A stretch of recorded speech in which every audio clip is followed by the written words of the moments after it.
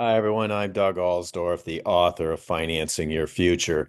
This is chapter 6, and we're going to have a look at budgeting for a single person as well as for a family. And we're going to try to just get a little handle on how much does it cost to take care of our children, which is a really wonderful thing to do to have a family. And like I say, this is from chapter 6. So there's three major expenses in life: taxes, loans. We've already talked about those in chapters 4 and 5, and now we're going to have a look at the cost of childcare. So the outline for this presentation, we're going to do a little basics of budgeting, then we're going to have a look at a budget for a single person, and then have a look at a budget for a family. So, budgeting, well, that's pretty straightforward stuff. It's just simply your income minus your expenses, and what's left over, that's what can be invested. As we're going to see, depending upon your income and on your expenses, what's left over can be fairly small and actually very precious for our investing. We're going to want to be careful of that and when we talk about investing. Your incomes, well, that comes from chapter 3. We've already talked about that. Your expenses, such as taxes in chapter 4, loans in chapter 5, and here we have the child care expenses. And what's left over, we'll deal with for investing in chapters 7 through 15. So budgeting, to be honest with you, I never created a budget. Few people actually create detailed budgets about like what we're about to do. Instead, what we do is we just look at the amount of money coming into our checking account from our job and look at the amount of money going out of the checking account for all our bills, and we see what's left over. And so that's sort of a live way of doing it. But the budgeting exercises, what I want you to do with these is just examine the impact from one decision, such as having a student loan or not, or changing the rent, or changing some of your expenses, such as pet care and so on. Change one expense at a time, or maybe two at most, that sort of thing, to just get a handle on what is the actual cost of that in your life. And so here are some expenses for one person. Bills, you're going to see these categories in the spreadsheet. There's bills, loans, and spending cash. Well, bills are things you pretty much got to pay. You got to pay the electric bill, the gas bill, smartphone, or your cell phone, internet, and so on. And these are probably reasonable guesses at your share of these expenses. Even if you're sharing in a two-bedroom apartment with someone, your share is going to be on the order of this sort of value. Always remember, too, you probably got an auto insurance bill, and that could be quite expensive at, say, 1,800 bucks a year. So you want to keep track of that one. Over here is spending cash. These are things you don't necessarily have to have. Hey, you don't have to go to Starbucks. You don't have to go to the movies. Does anybody really go to the movies anymore? Maybe you don't have a pet and therefore you aren't spending 100 bucks a month on your pet. Over here, gifts for friends. What that really is, it's not like you're going out and just buying them a trinket every month. No, what you're doing is you might be going once or twice a month to your friend's house for a celebration of some sort. So you show up with a bottle of wine. Well, it's 25 bucks for a bottle of wine. You do that twice a month, that's 50 bucks. It doesn't hurt to keep track of some of these kinds of expenses. But then again, maybe you and your friends say, we don't need to show up with a bottle of wine. Stop doing that. And so then you save that amount of money. So these numbers over here are flexible. These over here, I think these are pretty good estimates of what those costs could be for you. Down here are loans. And we've already talked about loans, and the spreadsheet has a tab that keeps track of all these, and it'll calculate your loan payment amounts as you see in through here. So these are the expenses that we have to deal with. And we're going to enter those. See, here we see the 695, the 713, and the 835 in those places in the budgeting. And if we go back, we see those same values in through here as they all add up. Now, over here, we're going to assume this person has a $50,000 a year starting salary, which is kind of more or less typical of what we might expect for a very recent college graduate here in 2025. And we'll just say their age is 23. And in the spreadsheets, it really doesn't matter what you enter here. It's this number that matters. The spreadsheet will automatically calculate your taxes for you from the taxes spreadsheet. This number here is just going to grow that 18.54 a little bit at a time because this tax rate actually increases as your salary increases. So this is keeping track of our various expenses. We have our income here, and all the red is the expenses, and this is what's left over. And I invite you to go ahead and watch the video that's associated with this spreadsheet because it goes into the details of these categories. Here, we just want to go ahead and ask these questions that we see down below. What do you think of this budget? Do you think it's realistic budget? Growing the salary at 3.5% a year? I think that's probably reasonable as a starting point, as well as these additional values. $1,000 a month, though, that's somebody who's living with someone else. You're really not going to find any place that's really kind of decent to live in for $1,000 a month. So you probably are staying in a $2,000 a month apartment, and your share of the rent is $1,000 a month. And so we're going to grow that at 5%. All this leftover money's here. We're going to grow those at 5% a year to come up with $51,000.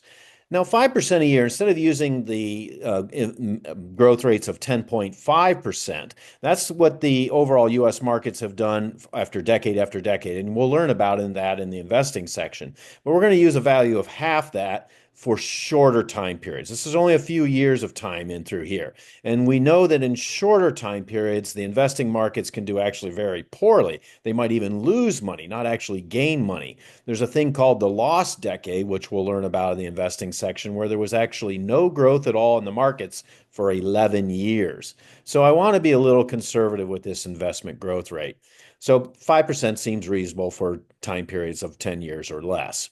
This 193 negative here, that's kind of in the noise of the budgeting. I'm not as concerned about that. Here, what I want you to have a look at, though, is we've said yes to the 401k plan from the company, and the 2% match comes from the company. So 2% of 50,000 is going to be $1,000 that's coming from the company. You're putting in your own $2,000 for a total of $3,000 that you're going to invest. And we're going to actually, for this first year, subtract off that amount. But so we have these amounts right in through here for investing. So they're precious. They're kind of small. They're not big numbers. And we're doing our best to grow this number. What I really hope is that by the time you're 30 years old, you can have $50,000 invested. And we'll learn in the investing section, particularly the buy and hold chapter, where $50,000 over a 35-year timeline in properly invested in the S&P 500 with reinvested dividends over the past 35-year time periods. We'll see this in the buy and hold section. 50,000 has grown to $2 million. So this 50,000 is kind of an important target for us. But if you want living in this two-bedroom apartment, maybe you want to go ahead and live in a one-bedroom apartment. You might want to go back and see which of these expenses you might be able to cut in order to make up the difference and therefore be able to live in a one-bedroom apartment by yourself. These are the costs of life. Now, all I've done here, what I invite you to do with this budgeting exercise is change one parameter at a time, just one. And the only thing I've done in this entire setup is exactly the same as this setup. And the only thing I did is I said, no, I don't want the company 401k. Remember the company 401k, that $1,000 that's coming from them, 2% times these values through here, that's free money. That's coming from the company, does not come out of your pocket. If you say no to that, we'll turn that to 0%. Watch how this number changes right there. All of a sudden, it's only 40,000. That was a $10,000, $11,000 that you just gave up by saying no to the company 401k. Here's yet another example, like we've already learned in the taxes section, and we'll learn in chapter 14 that these tax deferred accounts, particularly 401ks, are highly advantageous to you. Here's another budgeting exercise we can have a look at. Here, what I've done is I said, okay, maybe this person was really fortunate and didn't have any student loans or any car loans. And if you don't, you should be very grateful. What I've done is just zeroed those out. If we add up all of the, if we just back up, I'm just going to back up and we see those costs right here in both cases or the previous two cases. If we see those $8,500 amounts added year after year, those sum up to $68,000 or so dollars.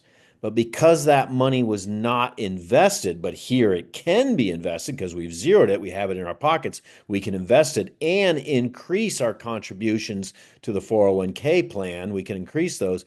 We see we now have $151,000. So it wasn't a $68,000 cost, it was actually a $100,000 cost compared to what we were doing before. Loans are incredibly expensive. If you don't have a car loan, if you don't have a student loan, you should be really grateful you're going to be able to make ends meet and grow your investments. Okay, so That was an example of single person, a one person budget, which I invite you to go ahead and read the chapter to learn more about that. Now, in their 30s, people often create families. They get together, perhaps get married, live together, and so on. We're going to have a look at the costs of having children in the following budgets. That's what our focus is. So, we kind of, how much do kids cost? It's kind of hard to figure out. I mean, nobody really keeps track of that. They do to some extent, but fortunately, the government has been keeping track of childcare costs, and you can go in and read these references to see how they go about doing that. And it's important to the government because they want to keep track of things like inflation as well as the cost to families. These are federal government issues that they try to understand. And what you'll learn in this particular report is that in 2015, there were all these costs, which you can pause the video or read the book to add them all up. And you'll see that housing costs were about $4,000 total. Food for a child was $2,000. These are per child. This anywhere between $10,000 and $20,000 per year per child. And you see all those costs. So if we add those all up, we get to about $15,000 per child per year in 2015 dollars.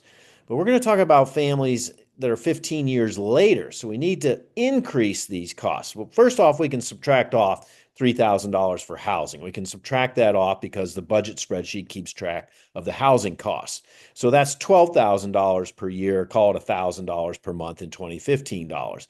Take Formula One in the investing formula spreadsheet and take $12,000 per year at 2% a year for the cost of living and increase that for, say, going all the way to 2030. And you'll see that $12,000 becomes $16,000 15 years later. So that's where that $16,000 number comes from. We're going to take the 2015 dollars from this report down there and move it forward to 2030 using the cost of living. So that's what we're going to have right here for each child. We're going to put that in here. And again, you can watch the video on that's specifically for how to work this spreadsheet to see the details of how it comes together. Here, we're just going to have a look at these questions that I've posed in the text below. So what we have is two people making about $90,000 per year, about 7, 8, 9 years from now, plus minus, something like that. And they're starting in their early 30s. This might be a little high, maybe it's average. It just kind of really depends upon what their degrees and what their majors were, but they're probably something like this number. And I'm going to use 90,000 because it helps to just illuminate some of the other opportunities. If this was a much smaller number, everything would be red. It would be hard to really follow along through here. So we've got $90,000 per year between the two people. This is their taxes. They're renting. They're renting. They haven't yet owned anything. Now, this is, like I say, 7, 8, 9 years from now. That's the equivalent of about a $2,700 per month apartment today. So this is a nice two-bedroom apartment in the Midwest. So there's the cost for that. We've taken their bills, increased those bills from a single person to two people, and added an extra 2% a year to those bills that we saw for a single person. If we just back up here, these bills right here, I've taken them from today's dollars, say 2025, and increased them to 2030 right here, 2032, and as well as multiplied by two for two people. You can look in the budgeting spreadsheet to understand those. And so now we add up all these expenses and subtract them from the gains, and we see that this couple has $20,000, $30,000 left over, even after putting $10,000 into their 401k, maybe $5,000 a piece into their two 401ks. They will have invested and have grown $890,000. That's really pretty impressive. Note that they both came into this relationship with $50,000 each. Remember, that was our goal. By the time you're 30, let's hope you get to 50,000. So we're going to add their two $50,000 together. So this would be really helpful, and that would be wonderful. What happened, and on the following cases, we're going to say the couple have two student loans and two car loans as well. So we're going to keep track of all that loan content right here in this column. Now they're going to see this left over. They're going to see all this amount left over. They're going to say, let's buy a house. That's what's going to happen. So now we've zeroed out their rent, but we've said, let's get them into a $500,000 three-bedroom house. It's not a fixer, but it needs a lot of things. That's not a $500,000 house today. That's a $500,000 house 7, 8, 9 years from now. So it's really it's a house that needs some work. Maybe it needs some new cabinets, floors, and so on. It might even need a new roof. So we've got about $10,000 per year budgeted for those. in the summation of the loans. And you can go into the tab for loans and watch that video that explains the spreadsheet to explain how we can adjust for that. So now they've got about 690,000. That's about 200,000 less than when they were renting. But in the loan spreadsheet, I use the house gains to pay for the cost of the house. Here I'm using their income to pay for the cost of the house. So we could probably add back in some of the equity that they have in the house, and therefore they might be coming out more or less even compared to what they were before, because now that extra $200,000 is probably in the house equity, not in their liquid investments here that they have, say, in the S&P 500. So here's what happens. Now they look at this and they say, all right, we're owning our house and we have at least $16,000 left over. Let's go ahead and have a child. So they do. They go ahead and have a child. And now look how this number changed. So we just have one kid, $16,000 a year, growing at the cost of living. They went from 690 or so to 470. One child cost them $195,000 in direct costs. That's the negative numbers right here. We're going to sum all those up. That's the 195,000, but because they didn't invest those monies, that was about a $215,000 cost. Subtracting the 690 here from the 475 there gives us the $215,000 cost. So yeah, kids are expensive, and you need to be aware of that as you begin to grow your family. Now, what we can do is actually use the investing formula spreadsheet, the investing formula spreadsheet, and look at Formula 4 to just get an idea of what these costs actually are when they're all added up over some time span. So we're going to look at three different timelines: 11 years, 18 years, and 23 years. So your child is 11 years old, 18 years old, and then 23 years old having graduated from college. We're going to have a growth rate on the investment of 7%. It's going to be $16,000. That's how much they cost per year, but that's going to increase at the cost of living. So 16,000 is going to grow at 2%, and then that investment is going to annually grow at 7%. Well, after 11 years, it's about $275,000 in direct and opportunity costs. Note that here I'm using a 7% investment growth rate for all three of these just to make the comparisons more clear. But in this previous spreadsheet, I was using 5% because it's a shorter time span. But as we go to longer time spans, we can use a higher investment growth rate.